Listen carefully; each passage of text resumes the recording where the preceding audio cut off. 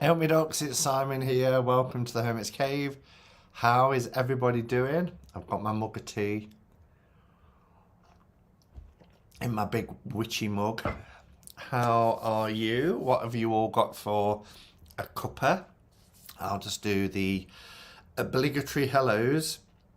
So the first one in was the lovely Cecilia. Hello. Is there anybody there? You was first one in. I watched your video this afternoon of your walk with the lovely Gemma for your Mabon walk. So that was nice. It's always nice just to kick back and listen to you talk as you're walking. And we've got long-haired, skinny-eyed toe. How are you? Nancy. Hello, Nancy. And we've got Lee and Sandra. Hi, Sandra. Carla. Hello, Simon, or Satan, should I say. How are you doing? We've got the lovely Kirsten. Nice to see you. And Kim. Hello, Kim. Juicy Wet from Tel Aviv. Not seen you before, but welcome. And Yasamin and Douglas. Hello, Douglas.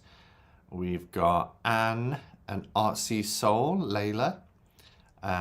We've got the lovely Tarot Diva, Ellie. Even though it just says T Diva now, in my mind, I still read Tarot Diva, Ellie. We've got Mimi and Lily and Kay.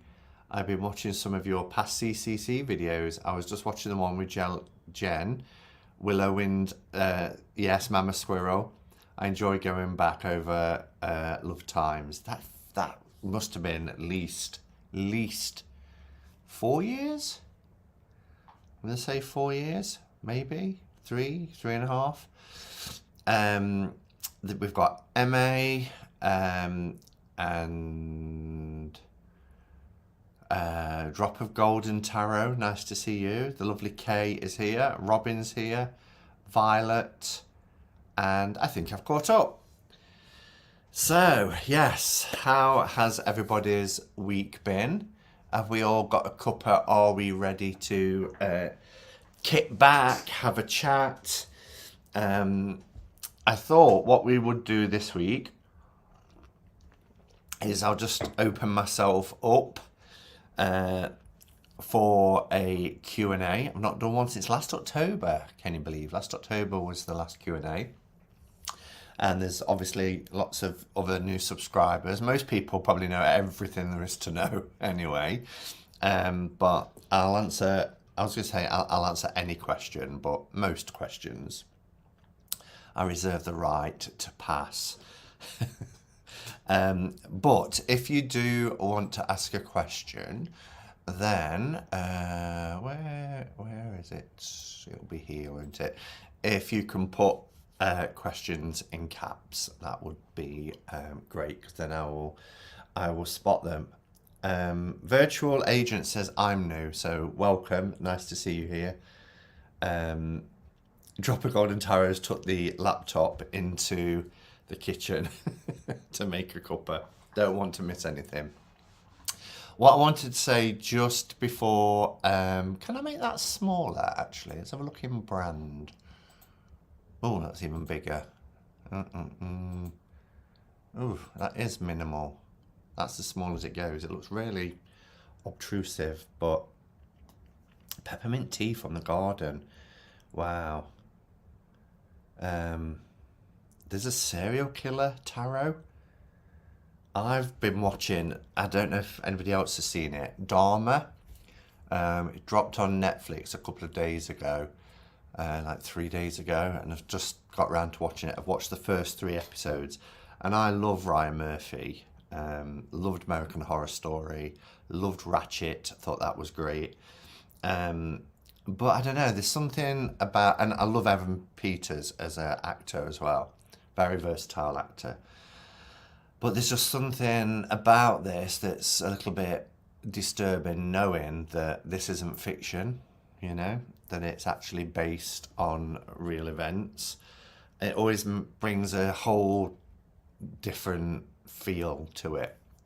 I don't like, well, I say I don't like horror movies. I like suspense, I like thrillers, but I don't like slasher movies. Ugh, I can't bear them. There's just no plot really, other than trying to make people feel really repulsed.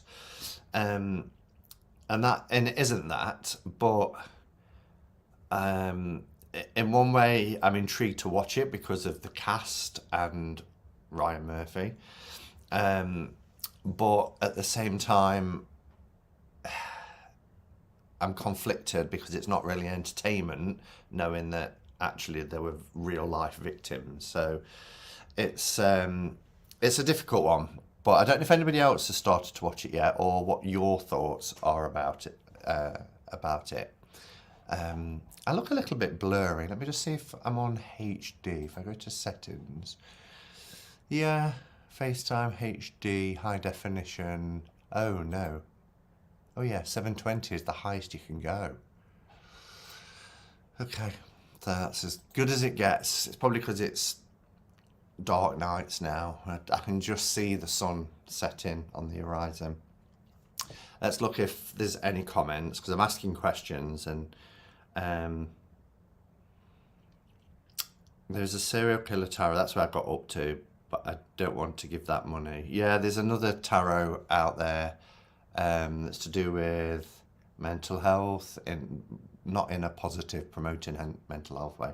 I forgot what it's called now, but as much as the artwork intrigues me, I just feel quite icky about it.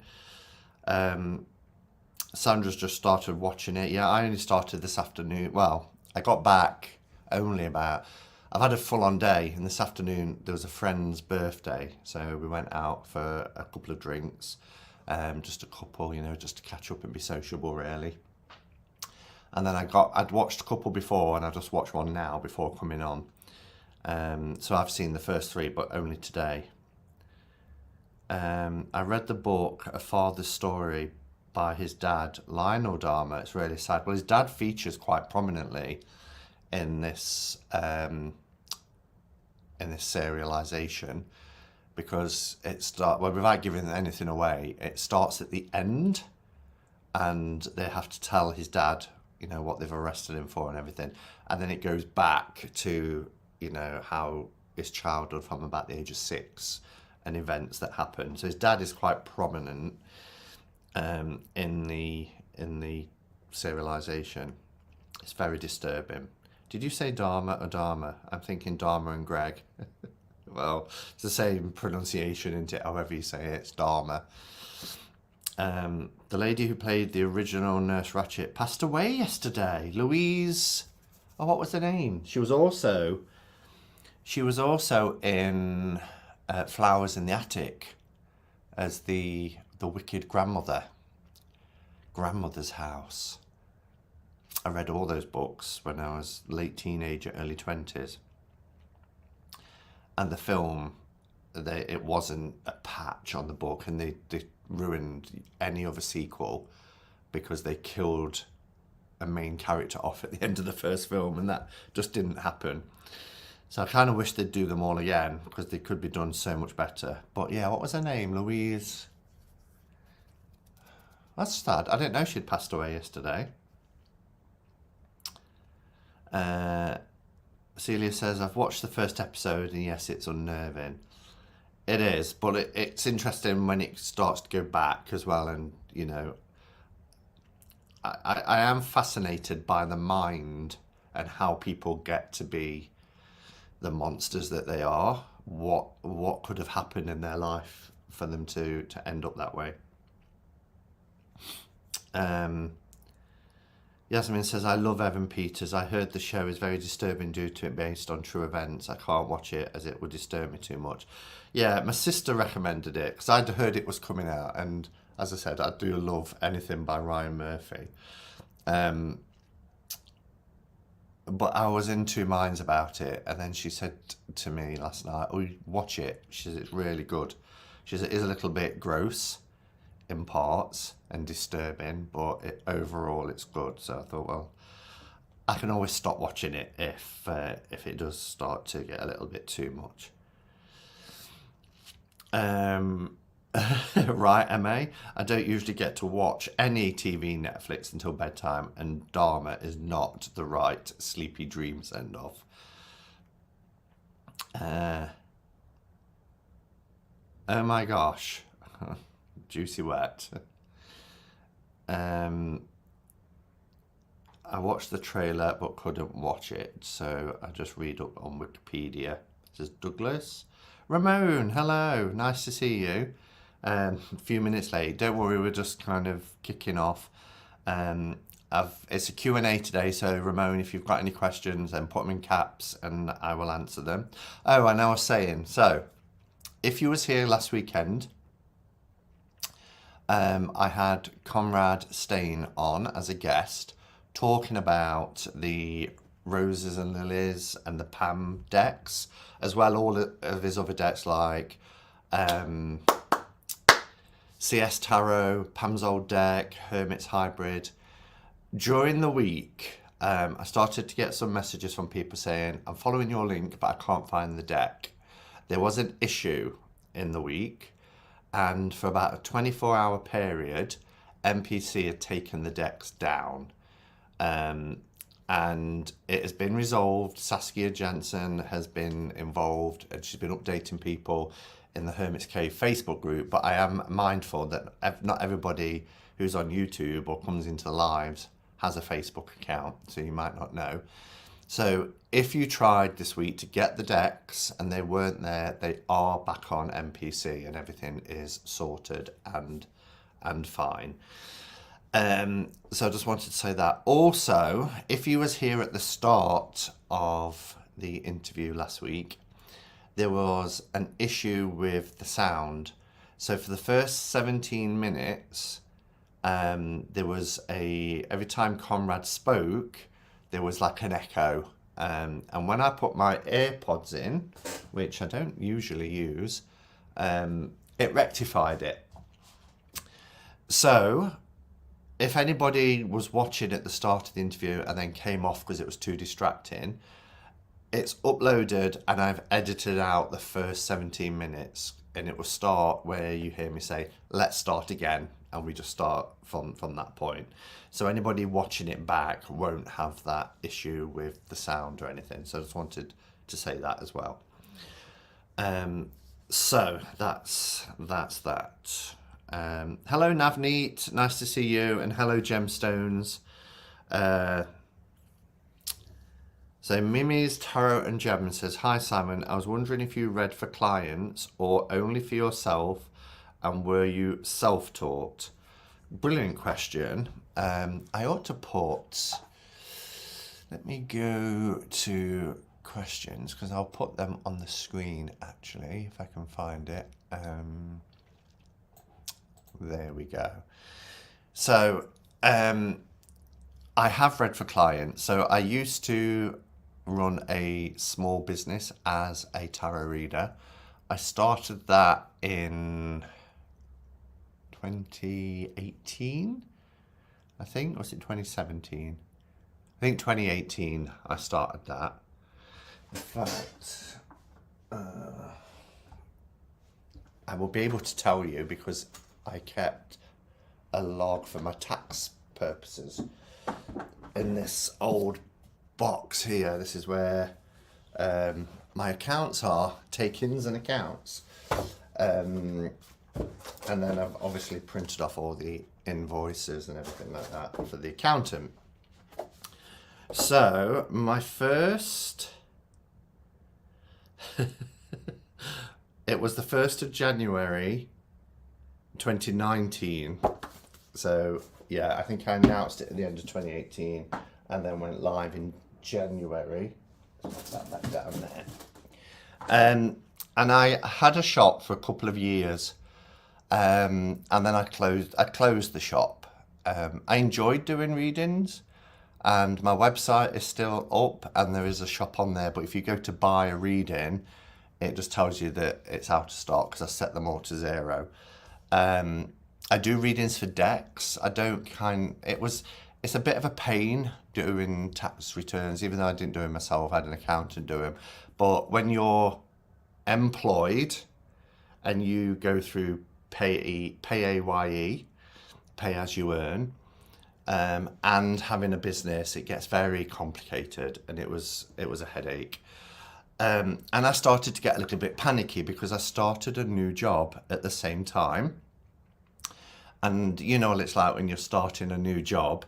there's a lot to learn, and I had a lot to learn because it was a management position. There was a lot to take in, and I would get anxious because I'm somebody, if somebody's buying a service from me, I want to do it so they're not waiting. And even though the website would always say, you know, your reading will be sent to you within 1 week. So there was done over YouTube privately. If I was in the middle of something and a read, it came up that I'd got a sale and it was, I don't know, a year ahead spread, which is the longest one. I think, right, I can do that Thursday night because I'm free. So that would be planned in. I'll do that Thursday night, and then ping, another one came in. I'm like, oh, I'll do that. Oh no, I can't do it Friday. I'll do it. And I used to get really kind of anxious about it because I didn't want to let anybody down. So after a couple of years, I put the shop on pause. By that point, we was well into lockdowns and things. So, and I just thought at some point in the future, I'll make the shop active again.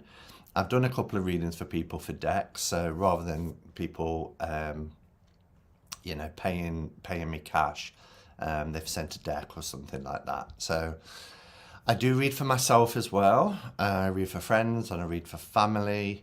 And where I self-taught, kind of. It's not, that's a really difficult one to answer because my first deck when I was 16 was the one JJ Swiss.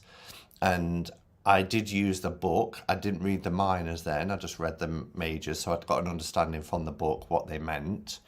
And then for many years, I read with soul cards, which I've just created into a tarot deck. By the way, I edged that this afternoon whilst I was, you know, when I'd got back from being out, I edged it. But look, isn't this a great stone to pair with it? I always put stones on top of my decks that are out. So yeah, so I read that for quite a few years, and I used to do psychic parties and go around to people's houses, and I'd do readings for people. And I started to read intuitively because there's no guidebook with soul cards. So then when I got back into tarot, I was reading very much intuitively with an old kind of dusty knowledge of what I could remember. And I think that's why I probably gelled with RWS, because they are scenic and they do help. And then finding YouTube and everything, I then got into studying and buying tarot books, and 78 Degrees of Wisdom was the first book I ever read on tarot. So then I started getting more of that underpinning knowledge as well. So thank you, Mimi, for your question. That was a great question. Let's see if there's any more.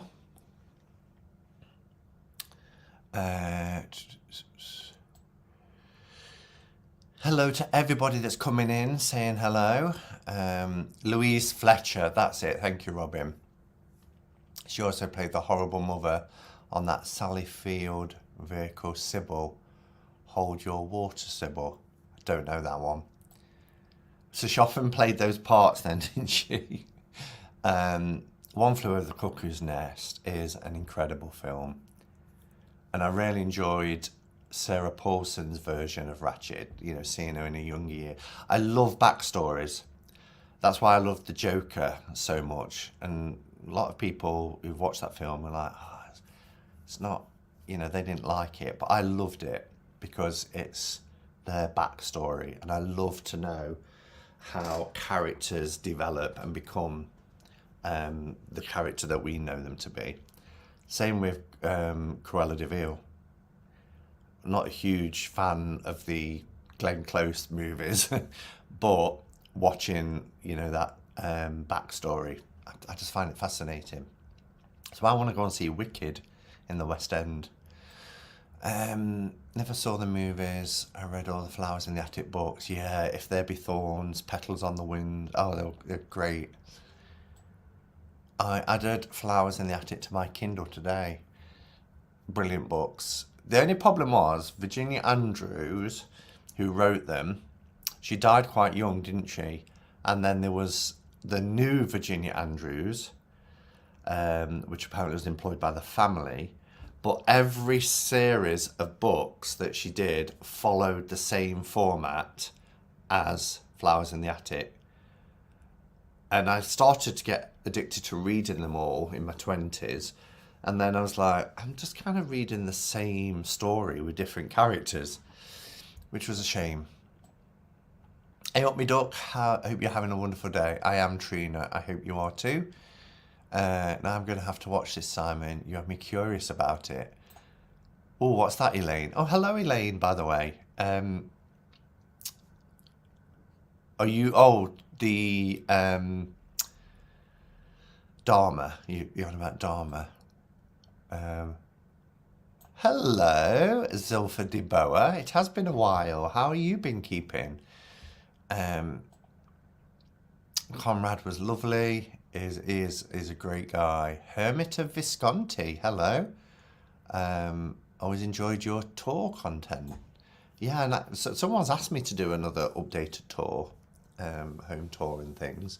But I don't think it's changed that much. I'm very much a creature of habit, if you haven't already noticed. So I don't tend to switch things around that much. He says in a completely redesigned setup.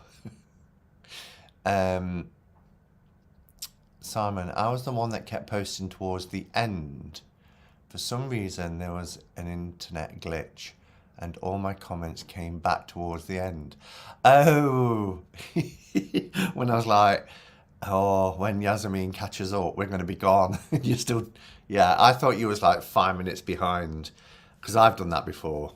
I did it in a Becca Live once where I was commenting and I could see people answering me in the comments, but Becca was just talking. And then about 5 minutes later, she was like, Simon, you're behind. You're behind. And then time I caught up. You pause it for something like a phone call or just to nip to the loo or to flick the kettle on. And then you forget that you paused it and you think you're still watching live. Have you regretted letting go of any decks? And if so, which ones and why? That's a good question too. Yes and no. Some decks I've let go of and I've not regretted. So let's talk about the ones I've not regretted. So the ones I've not regretted is the English Magic Tarot. I just couldn't get on with that deck at all. I just know everything about it. And it really made me question why I'd bought it, actually, because the art style wasn't my kind of style. Cardstock was poor. I didn't like the weird borders and everything on it. I was intrigued by the symbolism.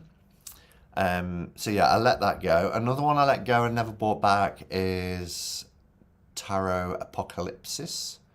Is that right? Apocalypsis? Yeah, I'm thinking I'm quoting that Mel Gibson film now. But it's by Eric C. Dunn, and you know they did Tarot Illuminati.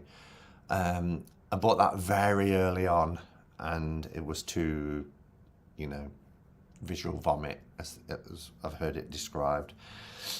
And so I let that go.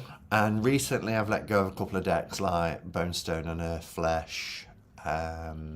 What else did I let go recently? Oh, Bohemian Gothic. I let that go. Just because I love Baba Studios and I know they're collectibles, but I just won't use it. And it was the one deck of theirs that I just couldn't gel with. That blue kind of filter on it, just... the ones I have let go and have regretted, I've bought back. So Dreams of Gaia, I let go of because I just, at the time, I couldn't cope with another system. I think at the time when I got that, I was starting to go back into reading Marseille, and there was just too much, and so I let it go. And then they brought out the pocket one, and I really liked it, but then I regretted not having the big book, because I remember how great the big book was. So I ended up buying it again, and it's a deck, actually, that sits out on my desk, because it's great. I really, really enjoy it. What's another one? Witch's Tarot is one that I bought back. Trying to think if there's any more. So I guess the place I've come to now is when I decide to let go, I must have worked with it and tried to have worked with it. Because I think if you don't work with it and you let it go and you see a walkthrough or something and you're like, I should have given it a go, that's what makes me buy it back. If I've tried it and it just doesn't connect and I'm just, no, I'm not going to use it, I will happily let it go. If I think to myself, well, the time isn't right now, but it could be in the future, I will keep it. And that's why I've got a lot of decks. Because I just know, I know what I'm like. And one day I'll sit in, I'll think, do you know what? I'm going to pull so-and-so off the shelf and work with that. So, yeah. So I think I've answered your question there. Hello, Tony. Nice to see you. Hello, Butterfly. If I've missed anybody else coming in, sorry. MA says, do you pull daily cards in singles, multiples, or spreads? And do you track or journal them all? Thanks. Another great question, and I'm all over the shop with this. It all depends. I always do. Well, I say always. Sometimes if I'm never up late, okay? My alarm goes off and I'm really good at getting up. And in the week, I get up at 5:30 and I shower because I leave here about 6:45. So time I've showered and everything, I don't have breakfast and I don't have a drink till I get to work. But I want to have time to sit for a few minutes. I usually sit in a little bit of a meditation and then I'll look at my cards, and that's my intentions. And then when I get home, now I've found that I'm better at doing my reflection spread more or less as soon as I get home. Get home, put my food away because I shop daily because I live in a shopping centre and it's just easier. Put my food away, flick the kettle on, get into my comfies, and then I do my cards before the night starts, because what I was finding is I would either fall asleep on the sofa and then I'm just pulling a card and having a look and not really digesting. You know what it's like when you wake yourself up. So I think the older I get, I think I'm better doing it when it's not too late in the evening. In terms of do I journal, I just write my cards, or a quick, what's the word? Not summary, that's not the right word. You know what I think the cards are going to tell me to look out for the day. I don't tend to journal as much now as I used to in the evening, just because of time and, you know, then having to cook tea and everything else, or if I've got a video to film, working full time and having a channel and doing everything else can really take its toll. I'm not complaining, I love it. But I used to really write a lot when it came to my reflection, because that's what reflecting is, isn't it? It's getting it all out and thinking about things. And I used to look at the cards and think, what's the lesson here? And I think back to the day I've had, and I think about how I could have perhaps done things a little bit differently, how I could have handled situations a little bit differently, you know, and just think about just those things that you would normally just let go out of your mind. You get home, you put the TV on, you kick your feet up and you forget about things. What the reflection spread does is allows you to process and think about your day and go into the kind of the detail of it. Sorry, I feel a bit croaky. Let's have a sup of tea.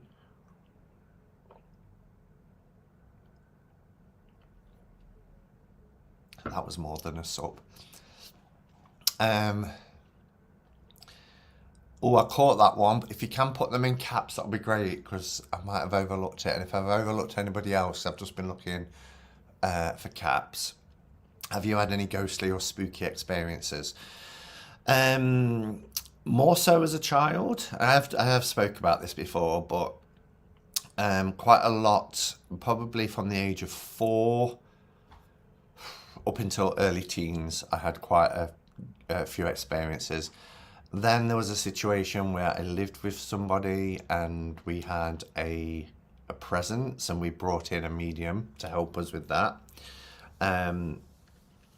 But in the main, not so much as an adult, but I think that's quite common because I think as a child, we're closer to the veil, and we're quite new into this incarnation, so we're more open, and life and society and peer pressure and everything else hasn't affected us and told us what's real and what isn't, if that makes sense. But it was just things like visitation. So I remember, and again, I'm repeating myself to a lot of people, but you might not have heard it.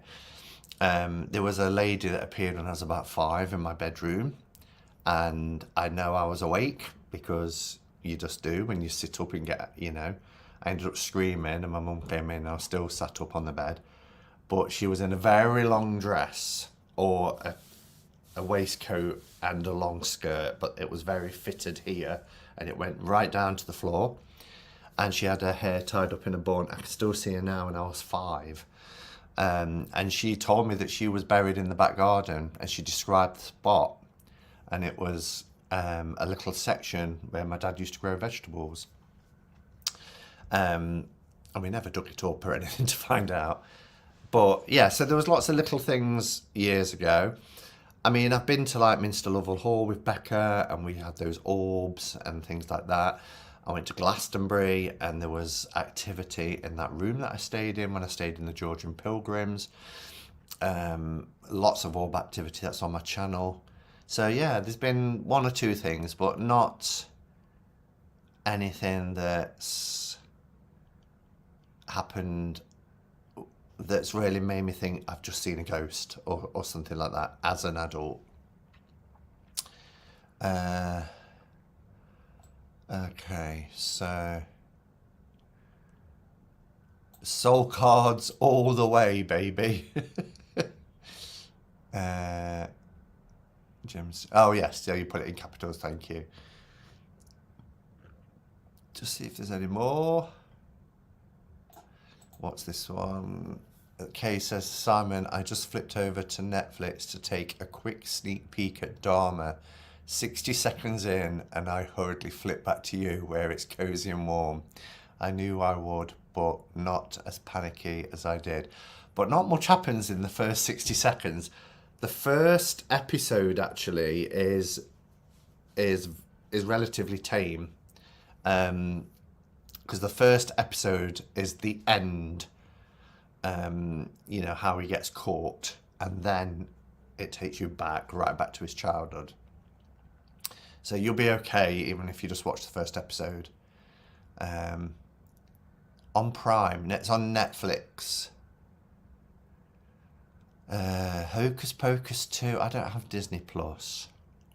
I should really get it, but I've got Amazon Prime. I've got Netflix. I don't have time very often. Hello, Sardana. It's been a long time since I was able to join CC. There's quite a few people today that haven't been here for a while. So welcome back to everybody that's not been for a while. It's lovely to see you. We're doing a bit of a Q&A. So if you've got any questions, do pop them in caps and I'll do my best to answer. What was that actor's name? He was great as Gacy. Gacy? I'm not quite sure. Well, it's Evan Peters who plays Dharma, Jeffrey Dahmer.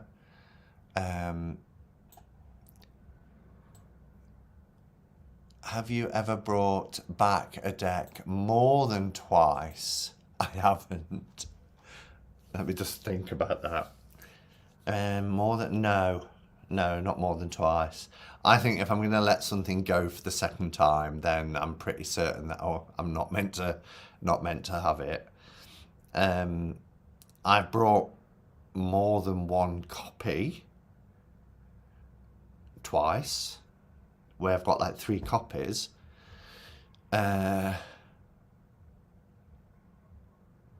But no, I've never bought a deck more than twice. Because you would know by then, wouldn't you?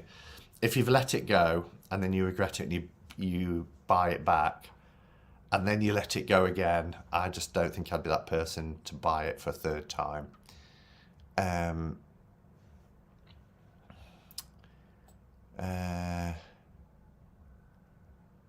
Becca's channel has changed names several times. I can't say what it is now. Becca's Home and Tarot. Yeah, Sandra's popped it there. When you read, do you have a certain spread or have your own? I do my own 11 card spread. If I'm doing a full reading for myself, I'll use 9 cards. And as I mentioned before, I've got different ways of doing it. But if I'm doing a 9 card spread, it's always what the situation is in the middle. The 3 cards below is what is hidden, what I need to pay attention to or be cognizant of. And then the cards at the top are what will help me, what will help the situation. So it's kind of the situation, what will help, what will hinder. That's how I do it. I've got really itchy nose. And also, and I've just done this with, you know, I created the soul card deck. I keep mentioning this, don't I? 2 weeks ago. I've added in, let's see if I can find it. I've added in a significator card because I'm really enjoying using significators, and I know you can choose, and I've done that many times. You know, you can choose a card out of the deck that typifies the situation or what your query is, and you can use that as a significator card. But as I mentioned when I was talking to Conrad last week, because he designed a deck for me that had a Simon card, which was another Hermit card, I've used that as an additional card, and then I'm still getting the 78 as a response. So I have always loved this soul card. And for me, this is like communication with something other, and there's a gift being, you know, imparted. And isn't that the tarot? You know, you're consulting something and you're receiving a gift from something greater. So I thought this would make a great significator card to work into the deck. It's the only one that doesn't have any written symbols or anything on it. Work it into the deck, and then I've got the card before and the card after. Again, what will help, what will hinder, or just lay it down. And so sometimes for that one you can do 5, so you'll have your significator in the middle, 2 to the left, 2 to the right, and just look at the situation. So, what was the question? Yeah, so spreads, usually 9. But if I'm doing my usual morning intention, evening reflection, it's 3. And then if I'm using significators, it's 3 or 5. It's the second full day. Yes, happy Mabon, everybody. I changed my altar up today. The wheel has turned on my calendar and also on my disc. I put my Mabon postcard out from my altar cards, not postcards, altar cards.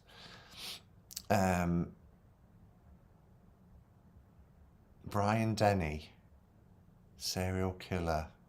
Scariest serial killer portrayal ever. Don't know which serial killer he portrayed. I want to purchase the Dreams of Gaia. Am I that far behind? Am I like 15 minutes behind? Oh my goodness. Okay. When you do tarot card readings, do you have a certain spread or do you just like your own? So I've kind of answered that one, haven't I? Oh, it's the same person. Ignore me. I am getting to your questions. Hey up, Justin. How are you? I have to say that sitting here enjoying a live stream is a rare treat. having such a busy YouTube schedule myself. Well, that's lovely to have you here.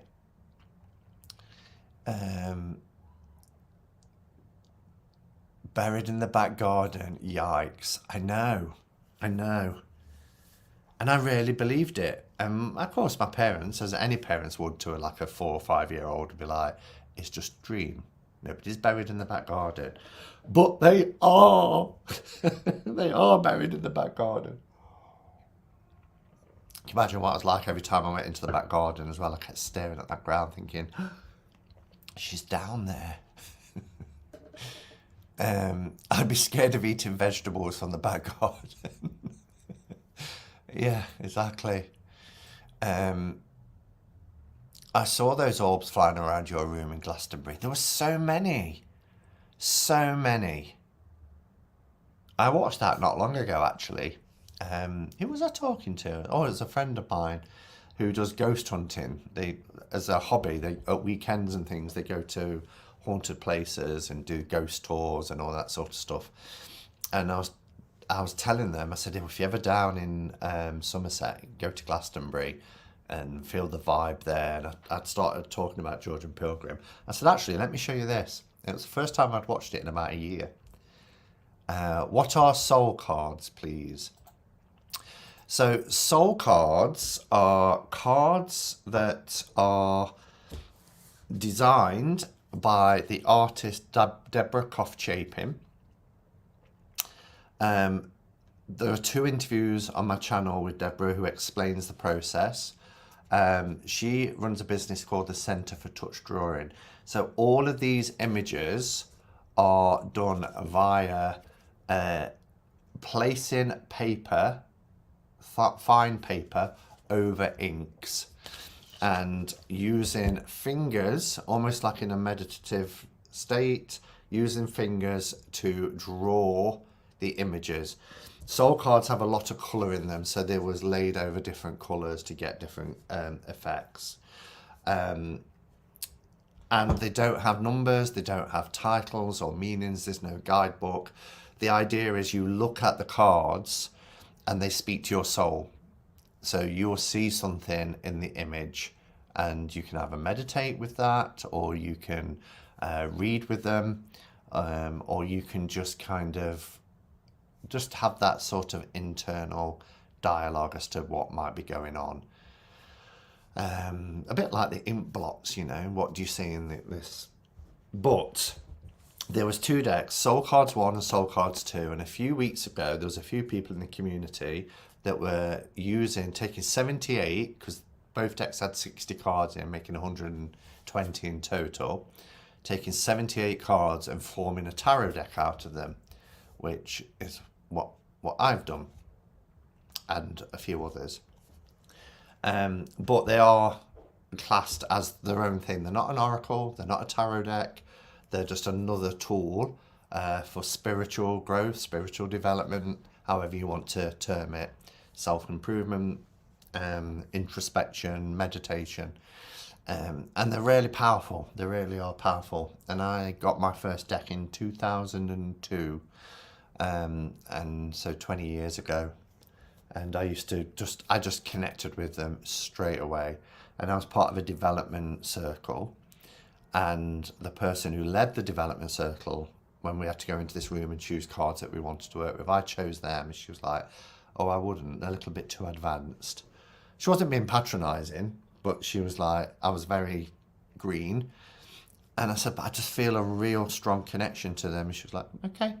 And that was it. I had to buy them. And I didn't have the internet back then, so it took some finding. So yeah.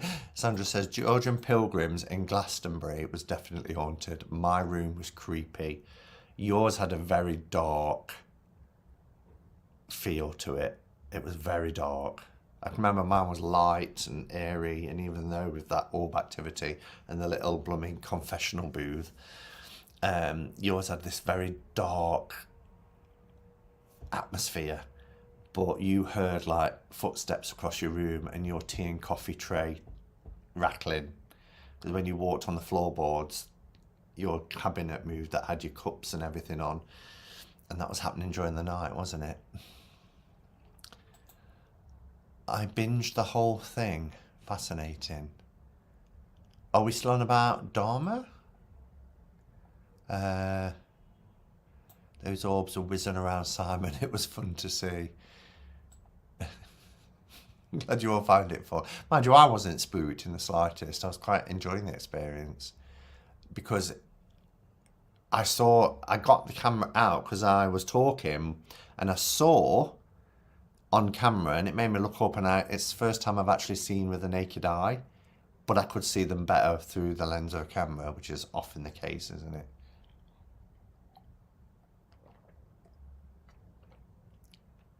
Drop a golden tarot has answered the question about soul cards. Thank you.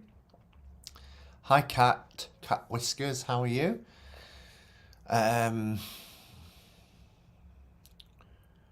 see. I'll scroll down a bit. Yeah, if you could create your own tarot deck of cards, what would your theme? I've often thought about that because I would only create a tarot deck if I thought I was adding something new. Because I do think there is a plethora of tarot decks and tarot themes out there. So I wouldn't just create a deck now. I wouldn't just create a deck that doesn't really add anything that's not already out there. So it becomes harder and harder because, as I said, there's thousands of decks. So I don't know, really, because everything I thought of really has been done. And also, a part of me thinks, for me, you know, you can't improve on this deck. You know, if there was only one tarot in the world, it would have to be the Rider-Waite-Smith, because it's just the deck that I can just read with, just like that, you know, just pulling a card, and I know it's images so well. So I kind of think, well, if I created a deck, I don't know why I'd be doing it. Other than to say I've created a deck. So, but it's a good question. Okay, let's see if there's any others. How are we for time? Oh, we've got bags of time. Have you ever brought any object into your home that you feel bad vibes? Yes. Yes, Anne, I have. There was a tarot deck that I had that just, because of how I acquired it, just didn't feel right. So I destroyed it and I rebought it myself, you know, and I feel happier now having done that. A part of me felt bad at the time because it was a very limited edition, but it needed to be done, and I sought the advice of a friend who was also a practicing witch, and they said, yeah, there's bad juju associated with that, so here's what I suggest you do. And I was, you know, quite novice then, so I followed that instruction, and there was such a release, you know, it was a real cathartic experience, and there was this real release. But I loved the deck, so I bought it myself. Matt Goss, why are we on about Matt Goss? When will I? Okay, I need to focus. Matt Goss is about to dance. Oh, I taped it from last. I've never watched it, but in the mornings my radio goes off, and Zoe Ball is somebody I adore, and Zoe Ball does the breakfast show in the morning on the radio, and she's got somebody who's on her show called Richie, he's part of her team, and he's on it, and I thought, do you know what, I might watch it. So I recorded last night's, didn't even know it was on a Friday, but I've not got round to watching it yet, but I didn't know Matt Goss was on there as well. There is Soul Cards 1 and 2. There is indeed, yeah. There's also Portals of Presence, which are faces. And that's quite a powerful deck as well. Forever Whereafter says, have you ever had an experience with a card reading reflected in real life that really surprised you? I guess I did open myself up to these questions, didn't I? Yes, many times. And at my peril,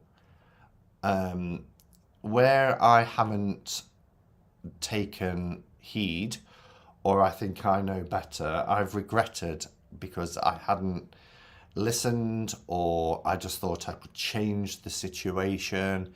And I do think also you can change the situation, because my belief is that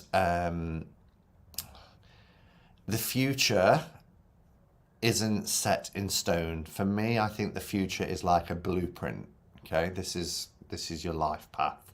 However, I do believe strongly in free will, and that we have that free agency to make decisions, and every single decision we make takes us on a path. Okay, so if we're at a situation, we either do this or we do that. If we do that, we go that way, don't we? Whereas if we did this, we go that way. So life can't be that set in stone. What the tarot can do as a reflective tool, but also I believe in it as a divination tool, connecting with something, I was going to say greater than us, but I don't necessarily class it as greater than us, because I've mentioned before, I see all of us as connected. Okay, there's a collective consciousness. That's why archetypes play a key role. And that collective consciousness, as I always say, imagine it as an ocean. Okay, we're all part of that ocean. But our lives, our individual lives, are those little waves that rise up for a time, travel along, and then go back into the ocean. And that's at the point of death. And we become part of the bigger ocean again. But even when we're that little wave traveling along, we're still we're still connected with the ocean. It's not separate in the air, it's part of it, but it's rising up as that little individual part. So, the tarot can guide us in terms of what certain things could happen. If we're consulting the tarot with a question, do I go this way or do I go that way? The tarot can give us options to consider, but ultimately the decision is ours. So in answer to this question, I, on a number of times, I've consulted the tarot and I've had a warning, but because it's not the answer I wanted, I think, well, okay, that's the warning. I'll look out for that. And then I either don't look out for it, or I think I can circumvent it, or I know better. That's the ego that we have. And then I've regretted it because it's happened and I thought, well, I was warned. So I'm a lot more cognizant now, and I'm when I see those things that could potentially come up, they're more forefront than, you know, allowing my ego to think that I know better. I'm so behind on the questions, but I just looked at my iPad and the first thing I see is, hey, you gorgeous fuckers. Hello, Chris.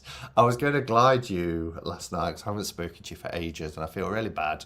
I haven't spoken to many people for ages, actually, to be honest. But I didn't. I forgot. I think I remembered when I was hurrying about thinking I must glide Chris because I missed you on Thursday and I thought I'll check in with him and I didn't. And then I've just seen you now and you think, oh, I never checked in. But I hope you're doing okay. So thank you Forever Whereafter for your question. All of you people that got Strictly on, I've never watched it. I just don't think it's the sort of thing. But I want to see how Richie got on. How do you read when the Simon card pulls the other Hermit card come up in the same spread as the Hermit card? The Simon card is me. Similarly, when I haven't used a separate significator and I've used the Page of Cups. So if the Simon card is me in any given situation, whether I'm feeling like the Hermit or I'm feeling like the Page of Cups or I'm feeling like the Emperor, whatever situation, the Simon card is me in that moment. And therefore, if the Hermit comes up, great, I'll read that as I would in any reading where the Hermit comes up.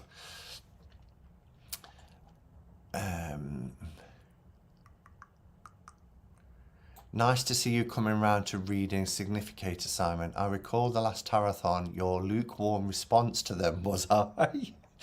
I find that significators can add unexpected depth. I had a lukewarm response to significators. That must have been some time ago, because I've used significators for quite a while and spoke about them, and it must be at least 2 years that I've been using significators. Least. Maybe longer. But we go way back. So the first Tarathon was 2018. So that's coming up to 4.5 years ago. Okay,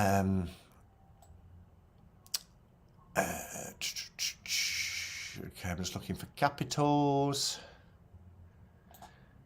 Do you have any favourite decks for the autumn season? Yeah, well, and I've got the autumn tarot now, haven't I? Autumn Miss, but not really. I tend to be like a, what's the word I'm trying to use, where it's like two polar opposites, but like light decks and dark decks, and I tend to start going into darker decks through the Burr months and into, January and all that. So when it's darker nights and darker mornings, I tend to use darker themed decks. I'm not somebody that has a different deck for each Sabbat, but I am really intrigued now that Destiny, I've got one here that I've still got to review. I'm so behind. This is the only one I've got left to do, which is Winter Magic. So I've got the Spring Sakura, I've got the Autumn Miss. I think there's a summer one coming out. And then I love the Christmassy themed decks, and I've got a new Christmas deck, haven't I, for this year, which is the what's it called? Just gone right out my head. Oh, I'm such a what's it called? Pixie's Whisper, the Christmas one. But I've also got decks like the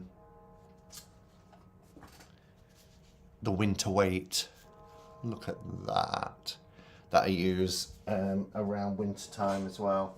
So in terms of, and I don't know why it keeps coming into my mind, but whenever I think autumn, I also think of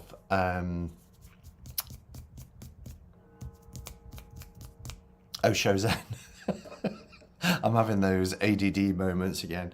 Osho Zen comes into my mind every time I think autumn, and I think it's because of when I first got the deck a few years ago. Was that time of year, and even though there's some very summery images in there, every time I think autumn, I think, oh, Osho Zen. Similarly, Druidcraft I always think of as a springtime deck, as we're starting to get out of the darker months. Druidcraft always comes to mind. Let's see. Oh, it's just jumped. Oh no, am I that far behind? 7 foot. I'm 15 minutes behind on the questions. What's your favourite soul card? I will show you. I did show it when I did the thing 2 weeks ago. But bear with.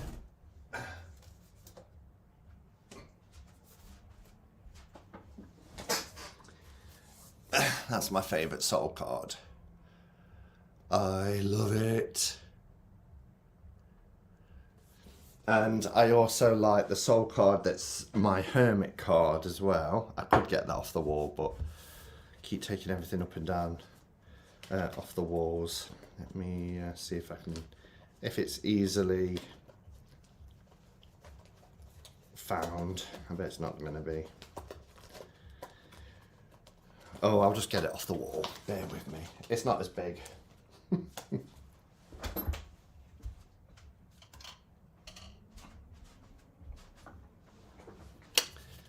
That's my favourite from Soul Cards 2. So, yeah, that's my favourite Soul Card deck.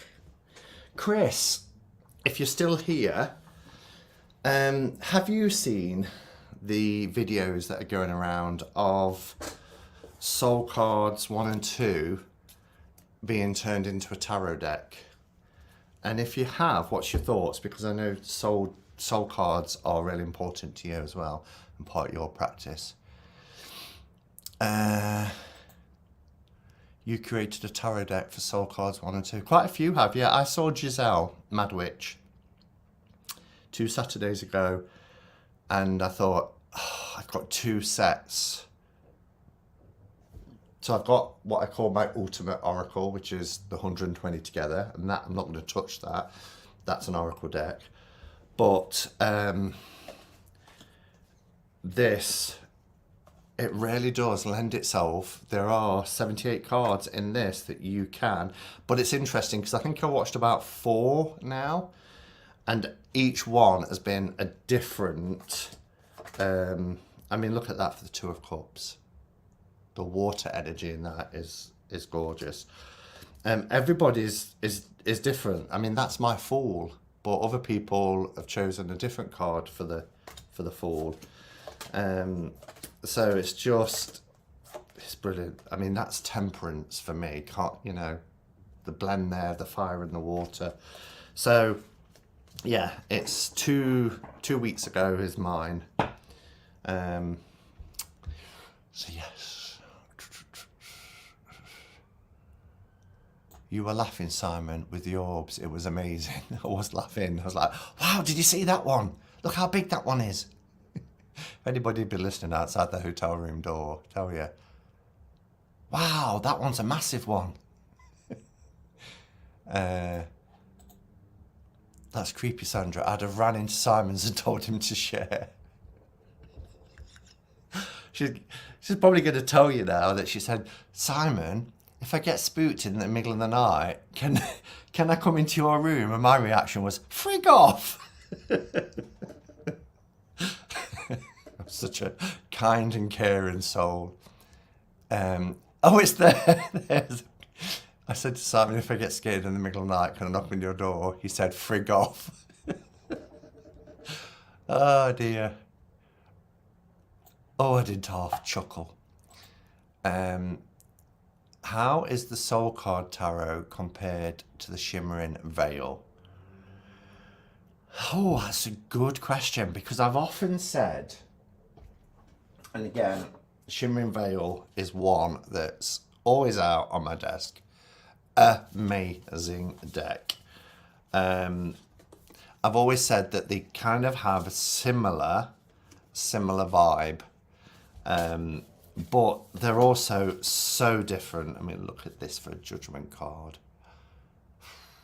Isn't that amazing?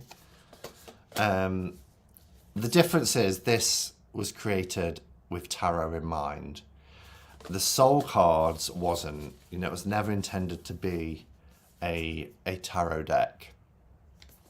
And I think I enjoyed the process of putting together the Soul Cards because it really it really makes you think and look at the images and think, actually, that speaks to me. And even though I'd seen Giselle came to the live 2 weeks ago, and there was a lot of differences as well. And this one, this deck can literally move me to tears. I don't know what it is about it. It's just a really, really powerful deck. I love it. If the RWS wasn't my soul deck, this would be my soul deck. And this has a part of my soul. It's in there. Look at that for a devil card. So, Shimmering Veil is exquisite. It's perfect. It gives me all the feels. Oh, I've caught up to when Chris arrived.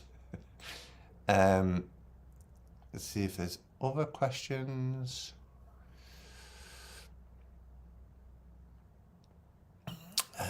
Looking for capitals. You can't have too much Hermit. Oh, is that in relation to Robin's question about how would I read? Want to hear something weird? The Queen died on my 70th birthday and she was buried on my mother's birthday. That is weird. And happy big birthday, because that wasn't long ago then. So your birthday is the 9th? I think it was the 9th the Queen died. I think. Did we watch the funeral, peeps?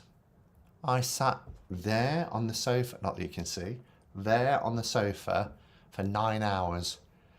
Just getting up to feed myself and go to the loo.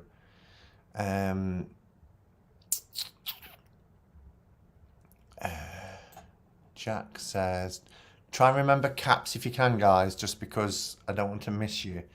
Do you find that energy cleansing, bad vibe objects work? Yes. I started collecting antique jewellery and need to find a way to release their energy. Yeah, you can use smoke cleansing. There's other things that you can do depending on what it is. You can use running water if it's not going to corrode your objects, or if it's paper based, ruin your objects. But freshly run water is another. There's loads of things you can do. Some people bury things in the ground. Some people put things out under a full moon, so it's bathed in moonlight. I've taken things to a stone circle before. I've taken decks and crystals and put them in the centre stone. There's one in Derbyshire, not too far from here, called Below Stone Circle, and I've taken crystals and decks there before.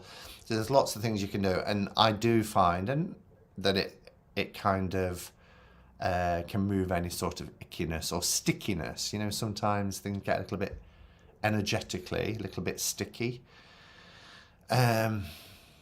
The first Tarathon was 2018. Bloody hell, time flies. It really does, doesn't it?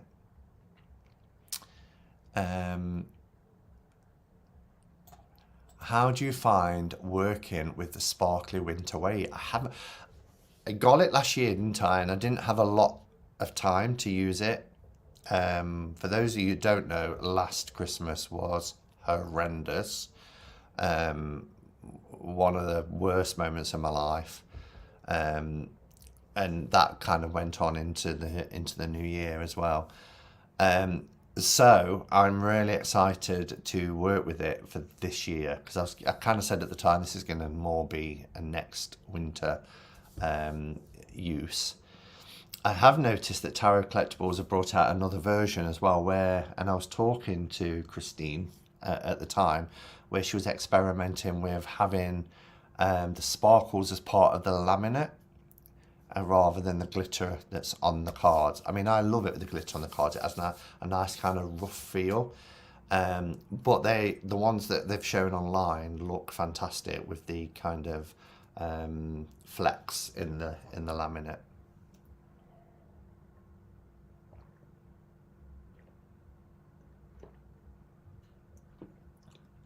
That's gone cold. But I have been talking for an hour and 10 minutes. You're brilliant with the questions today, so thank you for them. So cute, that Kelly bag, yeah. We can hear that big clock ringing outside, Simon. Yeah, that bell is called Little John, after Robin Hood, because Nottingham and all that. So we have the council building, the council house, the town hall in the square with its big dome like St Paul's Cathedral. But the huge bell that's in there that can be heard all over the city is called Little John. And it's huge. It's about the size of two men who would stand on each other's shoulder. Sandra doesn't have any winter-themed decks or Yule decks, really.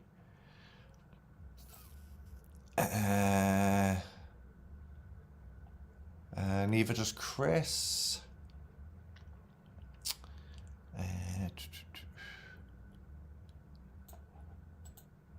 I have, Simon. I think it looks like an amazing idea. I haven't done it and not sure if I will.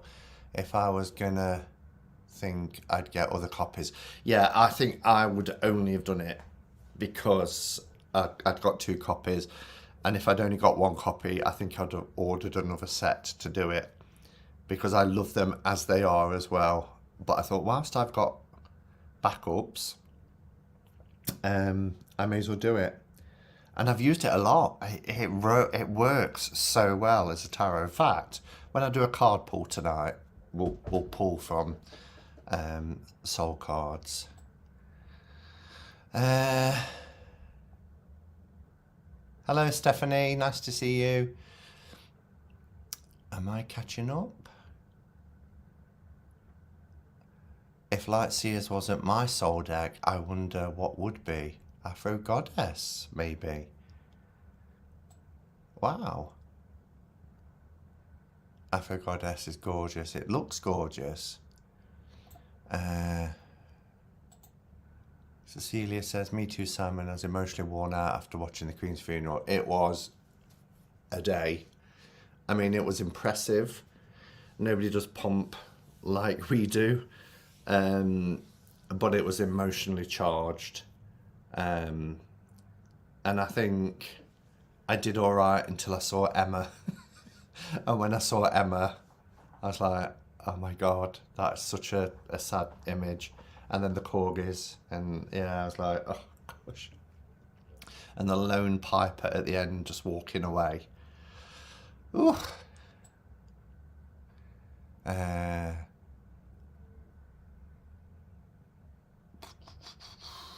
I watched the whole thing from day 1 to the last day. I actually teared up watching the casket being lowered. Yeah, that was powerful. And I didn't think they'd show that. I don't recall them ever showing that before. They didn't show it with Diana. They didn't show it with Prince Philip. So I was really... I mean, it cut away. We only started to see it going down. We didn't see it completely go underground because it cut away. But I was surprised. But even taking back the orb and scepter and the crown that she'd had for 70 years, it was a symbolic thing to say, this is now you've done, you know, your authority on this earth has ended, and we're going to take it back until the coronation next year. And it was almost like, yeah, this is really the end, you know, of a 70-year era. He's just jumped right to the bottom. Let's see. Oh, I wasn't too far away. Robin says, watching the funeral procession, I really got caught up in an earworm of the dirge, measured and drumbeat. When it first started, it might have been too early for you guys over there, because it started, I think, about 10 o'clock, 10:30. But when they started to march, before they went and collected her from where she'd been laying in state, there was just a drum beat and footsteps. That's all there was. A drum beat and footsteps. No music playing. And it was so rhythmic. It was almost like meditative. It was powerful. Just this drum beat and these footsteps marching. And then they all came together, and then the music started. But it was really... I don't know if you've... When we were kids... When we were kids, That's the collective conscious, you see. When we were a kid, I was talking to my sister about this on the funeral day because we were gliding each other. And when I was a child, we used to have a carnival parade every year. The town I lived in was called Long Eaton. It was Long Eaton Carnival. And we always used to go to it. So you'd watch the parade through the town, and then you'd go to the nearby park, and there'd be fairground rides and stalls and displays, and there'd be activities and all sorts. It was a full day, and it was like the highlight of the year was the carnival. But when it used to start and the marching bands would start up, and they used to do this do-do-dum, do-do-dum, do-dum, and it used to go, I used to tear up. It was like the resonance would be right inside here, and it would build inside, and as the marching band went past, it used to make me tear up. And I can remember mentioning it, saying something to my mum, and she said it is exactly the same effect on me. And there's something very powerful, isn't there, about music anyway. But drums especially. I don't know if you've ever been to a drumming circle for healing. Gosh, it's amazing. I had some drumming healing once for an event I organised in my last job, and I sat in a chair, and there was about 6 of them, and they just walked. I sat, in meditative pose with my eyes closed, and they drummed around me for about 30 minutes, and it becomes part of you, and it's all the emotions and everything come up. It's really, really powerful. But yeah, drums can do that.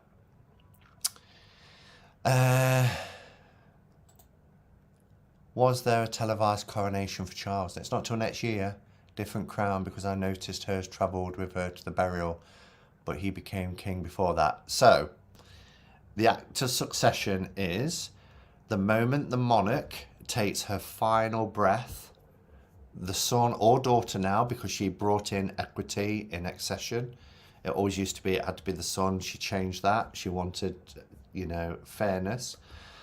It's just that we have got 3 kings coming, because the oldest child are males. But if George has a daughter, she will become king. She'll become queen, even if she has a younger brother. In the past, the brother would have become king because it's males. So the moment the monarch takes her last breath is when the oldest child becomes the new monarch. So Charles became king the moment Queen Elizabeth died, and then the next day he was proclaimed king, and we had a proclaiming in the square. So all the cities across Commonwealth countries proclaim him as king, but he is not the crowned king until his coronation, which for the Queen was 16 months after, but it was just after, it was post-war, after her father's death. His is going to be on June the 2nd next year, and he's scaling it back because we are in, a situation in this country where we've got a cost of living crisis. So he's going to scale it back. It will be televised. It will be a bank holiday. And it will be a huge thing to watch on TV. But there'll be less pomp, I think. So yeah. So that explains it. He is king, but he's not crowned king until his coronation. So he doesn't have the crown, but he's proclaimed king. And he will get the crown next year.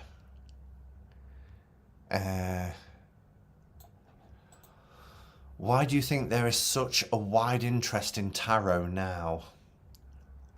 It does seem to have come a full circle, doesn't it? There was tarot.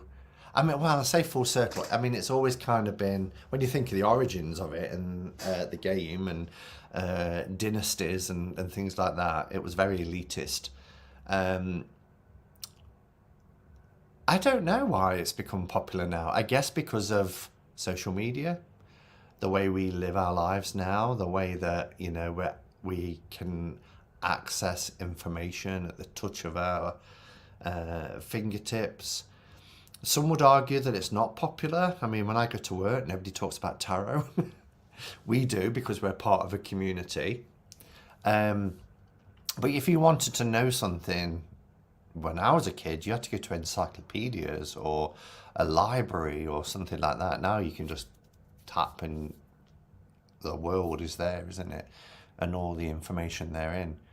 So I guess it's more accessible now because of the world that we live in and technology and things like that. But what has happened is that anything that's popular, anything that's kind of vogue, there is a tarot deck. I noticed that there's a Stranger Things tarot deck coming out, and so another popular program, there's Game of Thrones tarot a couple of years ago, wasn't there? Anything that's huge, there's going to be a tarot deck for it. So it's become mainstream in that way. But I see them more as kind of collectors, I guess. But if it brings people into the tarot, great. I think my other question got swallowed in the jump. Have you read for someone with bad juju, and what did you do and or say to the person? Don't know if I'm going to answer that. Because of, I'm not if you look at my website, you'll see ethics, and under ethics I talk about how, it's a solemn thing for me, and that's why I struggle watching online readings for people. But I get that people who do online readings or have online readings are consenting to everybody watching. But the reason I don't do online readings is just because of that connection between me and that other person and nobody else. So if I answer that one, it's quite specific, and I would be worried, Calla, that I might betray a confidence or talk about something that was quite private. So I'll just say, yes, I have read for someone where there's been really, it was toxic. There was a toxic situation. And all I did and would do in that situation is just switch into professional reader and try and detach any sort of, being drawn into any sort of negative energy, and protect yourself as much as you can, because you don't want to take that away with you.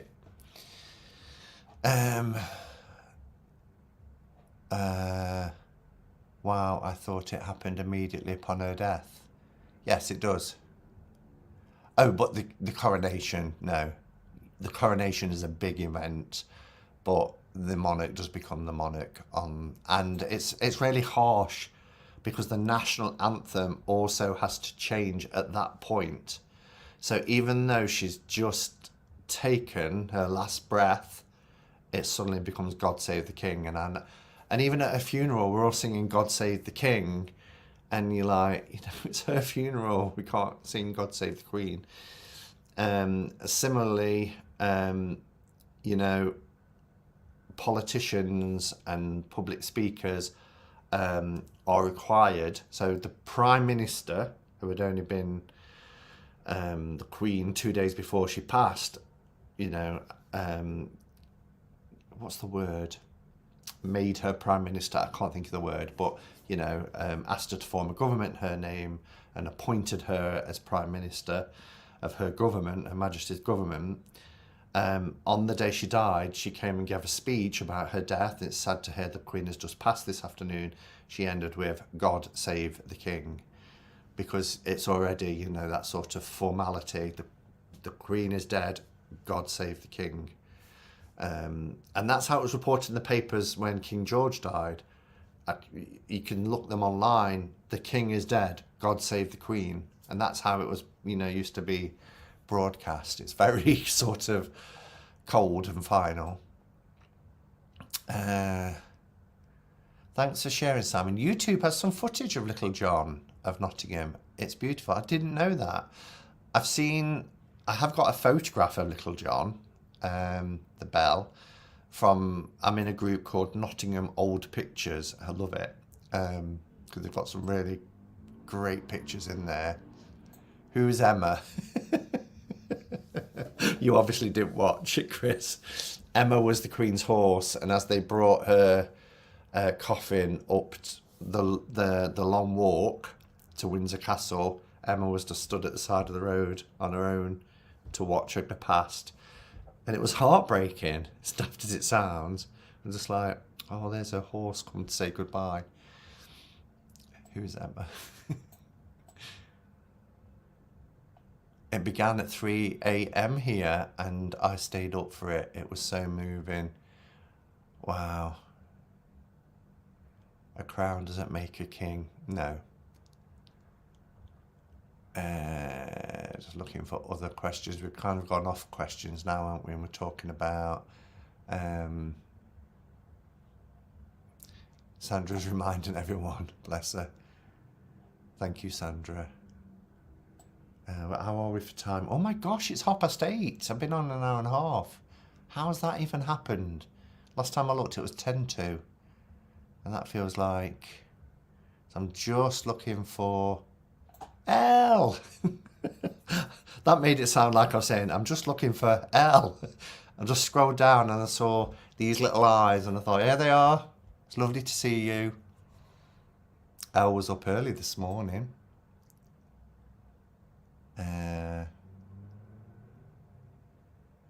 Right, scrolling down to see if there's any final questions before we pull a card.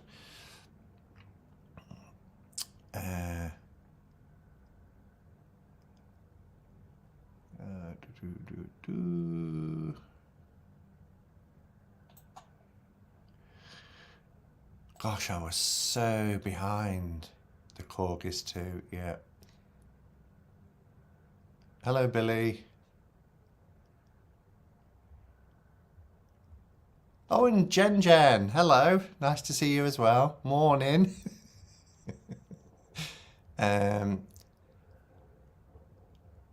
Oh, do you know what? They're from Nottingham. Robin said about the pallbearers. And Luke, who's one of the pallbearers, went to school with my niece. There is actually a petition at the moment to give them an OBE or an MBE at least. Amazing job. And to think that 4.1 billion, the official figures aren't in yet, but the estimation from news corporations around the world, they estimated that it was 4.1 billion people watching. Can you imagine being a 19-year-old lad? I know what I was like at 19, carrying the casket that has the Queen of England in it. And especially when they had to go up those steps. I texted Sandra at the time, I was like, I hate this bit because one slip, it don't bear thinking about, does it? But incredible. Yeah, I hope they do get some sort of recognition. It's been fab tonight. I'm glad you've enjoyed it, Jack. Thank you, everybody, for your questions. Oh, there's another one here. What is your most favourite candle and incense scent? Can I have 2 minutes to show you? Be easier to show you.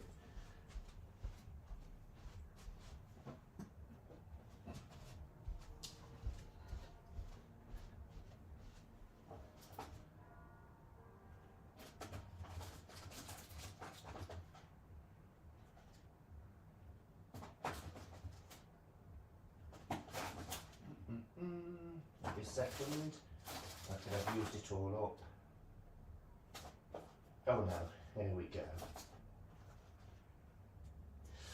Okay. That took some digging around. So, that's my favourite scent. Paolo Santo and Capal by Native Soul. Absolutely. Incredible. Love it. So that's my favourite incense. My favourite candle is from a shop in Derbyshire called On a Wick and a Prayer, and it's oud and amber. Oud and amber. They are quite expensive, these candles, but they are incredible. And this one I've not lit yet. I'm saving it for the really dark nights, but I love oud. I bought some oud oil today, actually. It's called Throne, and it's a little bit more expensive than the other ouds, but it's amazing. So yes, so that's my favourite candle scent from On a Wick and a Prayer. They also do an Arabian jasmine, and that's my second favourite, but if I can get the oud and amber, then I do.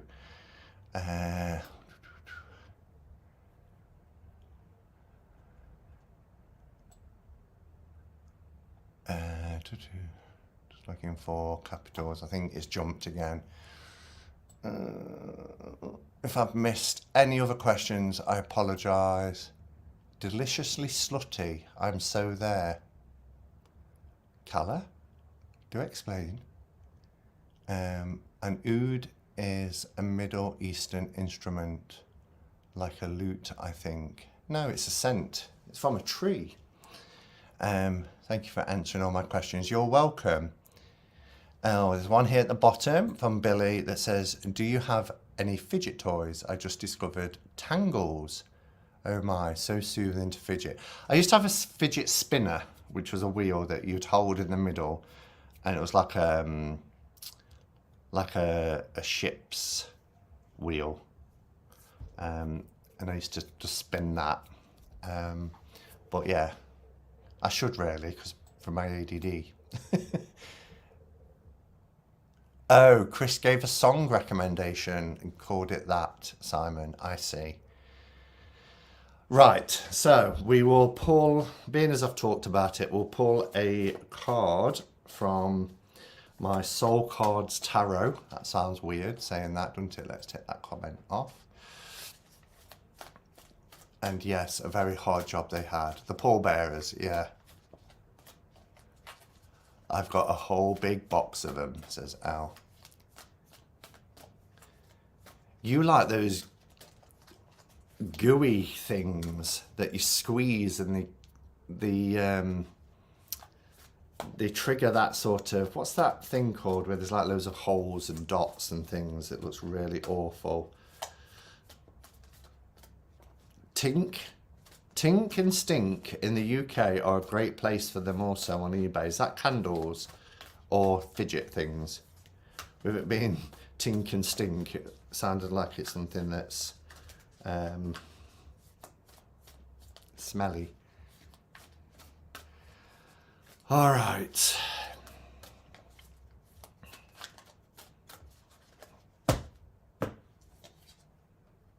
Ooh. We have the Ten of Cups. It's the Ten of Cups. Emotional fulfillment, definitely. So I guess if you're, if at the moment you feel like you've been through the ringer, particularly on an emotional level, then happiness and fulfillment is in front of you. The Ten of Cups reminds us actually that, you know, yes, we've been through that journey, we've been all the way through, and we've come to the end, and the worries, the anxieties, the pain of, you know, relationships, any type of emotional, arduous kind of baggages and things that we've been carrying, that sense of peace, of coming together, of emotional fulfillment and happiness is lying in front of us, and it's ours for the taking.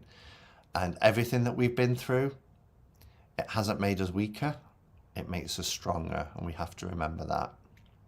Even though going through the emotional ringer can be, you know, quite an ordeal, everything that we experience shapes us, whether it's in a positive way, in a negative way. But with the Ten of Cups, is talking about, you know, finally we feel at one with the world.